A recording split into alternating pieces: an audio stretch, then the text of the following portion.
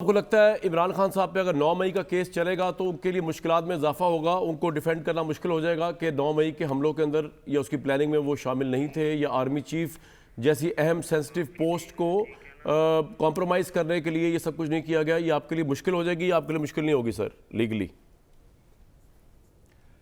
बिस्मिल्लाहिर्रहमानिर्रहीम। देखिए, पहले सबसे तो मैं आपको मुबारकबाद देता हूँ कि एस्टेब्लिशमेंट ने आपको चुना इस उस्मान डार के इंटरव्यू के लिए, माशाल्लाह।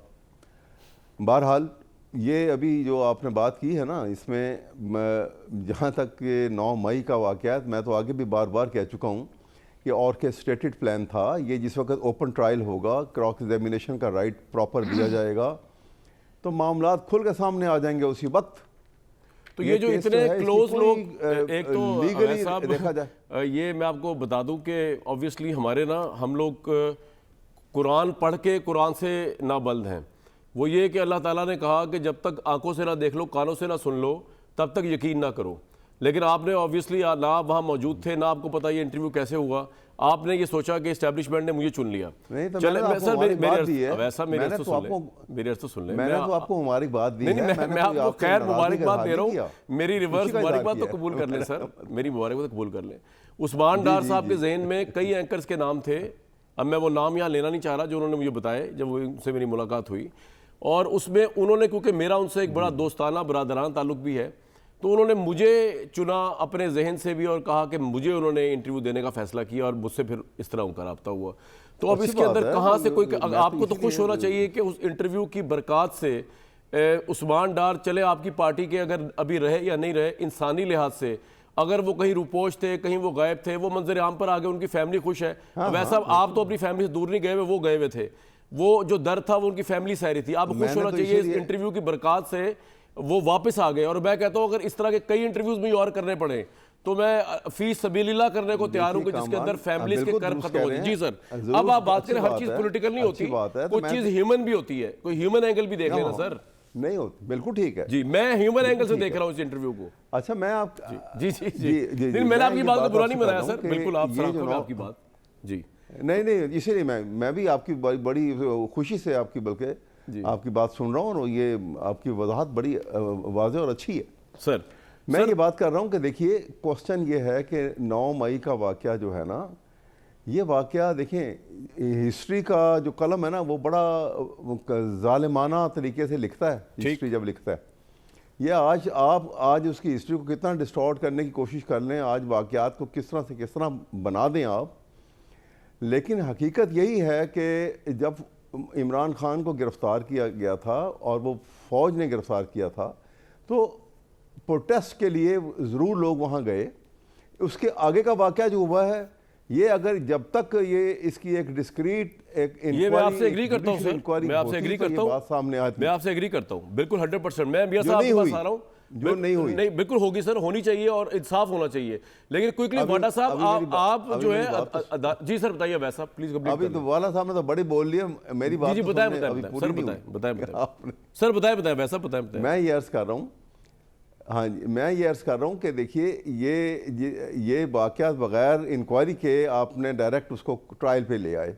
अब ट्रायल पे लाए हैं तो उसके जो वो विटनेसेस आएंगी, वो डिटेल विटनेसेस के ऊपर जब क्रॉस एग्जामिनेशन होगा, बिल्कुल सही, तो फिर पता लगेगा कि जैसे गालिब ने कहा था ना कि पकड़े जाते हैं फरिश्तों के कहे पर ना हक, वाह आदमी कोई हमारा दमे तहरीर भी था, वाह वाह वाह, वो चीज़ सामने आएगी उस वक्त। बिल्कुल ठीक सर, आपका ये पॉइंट आ गया। मैं आ रहा हूँ मियां साहब के बारे में क्विकली। वाडा साहब, अदालत में साबित करना मुश्किल नहीं हो जाएगा आपके लिए?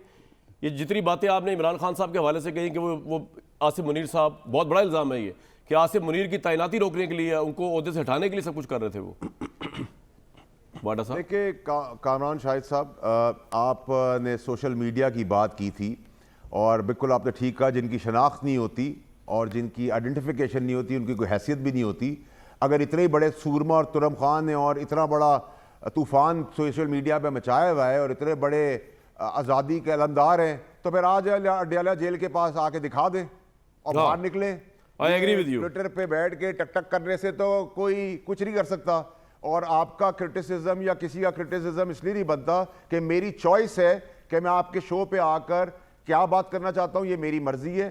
आप मैं किसी इंडिविजुअल के पास जाके उसको अपना इंटरव्यू देना चाहता हूं, ये मेरी मर्जी है। True. आप इस चीज को ना डिस्कस करें कि किसने किसको इंटरव्यू दिया, आप इसको डिस्कस करें कि इंटरव्यू में किसने क्या बात कही, और वो बात 12 महीने पहले भी हुई, उसके बाद धरने पे भी हुई, उसके बाद 9 मई पे भी हुई।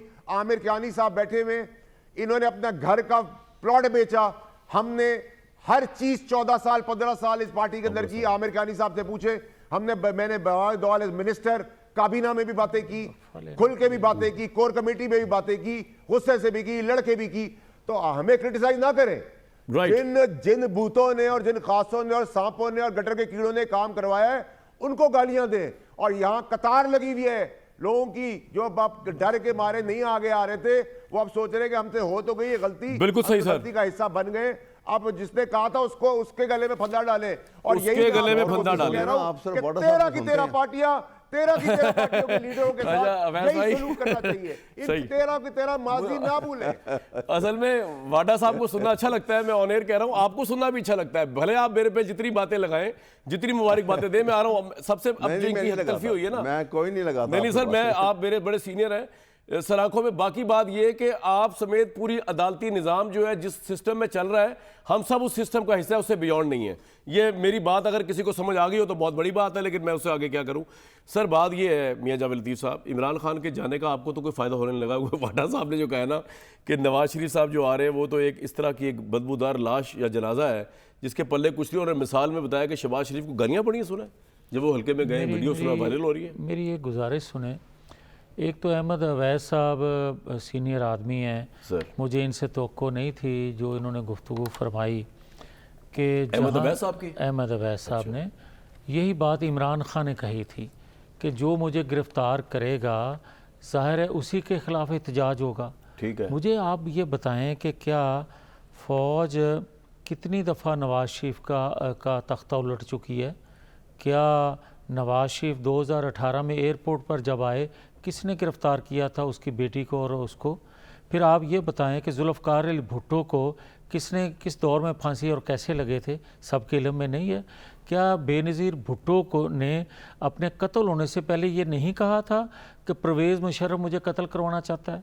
क्या ये बात दुरुस्त नहीं है कि उसने कहा था? तो फिर मुझे ये कोई बताए कि क्या नवाज शरीफ को हाईजैकर सज़ा बनाकर सज़ा किसने दिलवाई थी? हाईजैकर ज़मीन पे होता है या आसमान पे होता है? मगर हो गया, सज़ा भी मिल गई। फिर मुझे ये बताएं कि कितनी दफ़ा इसके बावजूद 75 सालों में, जबकि सबके इल्म में है कि किस किस दौर में क्या क्यों कुछ होता रहा है, किसी ने पाकिस्तान की तनसीबात पे हमला किया, किसी ने अदारों पे हमला किया? क्या ये हकीकत नहीं है कि अहमद अवैस साहब से पूछना चाहिए कि 2014 में सिविल नाफरमानी की तहरीक का जब उन्होंने कहा था इमरान खान साहब ने, उस वक्त उनको कौन सी तकलीफ़ पहुंची थी जो उन्होंने सिविल नाफरमानी की बात कर दी थी?